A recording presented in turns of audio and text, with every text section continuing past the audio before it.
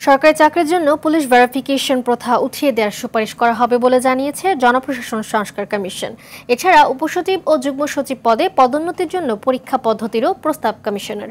জনপ্রশাসন সচিব বলেছেন, দুর্নীতি করে সরকার কর্মকর্তারা কেউ পার পাবে না। সকালে সচিবালয়ে সাংবাদিকদের সাথে মতবিনিময় সভা শেষে এসব কথা বলেন তারা।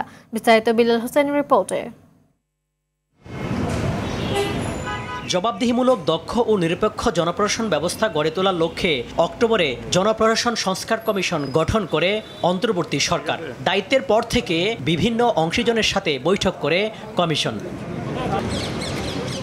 এরই অংশ হিসেবে সচিবালয় বিটের সাংবাদিকদের সঙ্গে মতবিনিময় সভা করে জনপ্রশাসন সংস্কার কমিশন। এ সময় মাঠ প্রশাসনের কর্মকর্তাদের সঙ্গে সাধারণ মানুষের দূরত্ব কমিয়ে আনা সহ সংস্কারে নানা প্রস্তাব দেয় সাংবাদিকরা।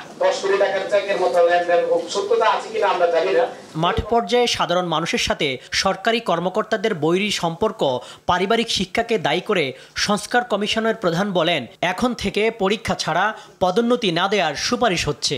ফ্যামিলিতে হয়তো এই ধরনের চর্চাও হচ্ছে না, যে কারণে এই পরিস্থিতি। তার মানে একটা অবক্ষয় যেটা হয়েছে, এটা সার্বিক অবক্ষয় হয়েছে। বিভিন্ন ব্যাপারে পুলিশ ভেরিফিকেশন একটা ম্যান্ডেটরি, এটা আমরা রিকমেন্ড করতেছি, এটা থাকবে না, কোথাও থাকবে না। বিগত 15 বছরে সংসদ সদস্যদের সুপারিশে ডিসি ইউএনও নিয়োগ হয়েছে এমন মন্তব্য করে কমিশন প্রধান বলেন, চাকরিতে পুলিশ ভেরিফিকেশন বাতিলের জন্য সুপারিশ হয়েছে। আগের কালচারটা হয়ে গেছিল এই 15 বছরে, এই ধরাধরি করা, লোকাল এমপিকে ধরে এমপি তখন তদবির করে আমার ওসি এড়ে নিতে হবে, আমার ইউএনও অমুকের দিতে হবে। যাওয়াটা এবং নেওয়াটা দুইটার মধ্যেই হলো অসৎ উদ্দেশ্য।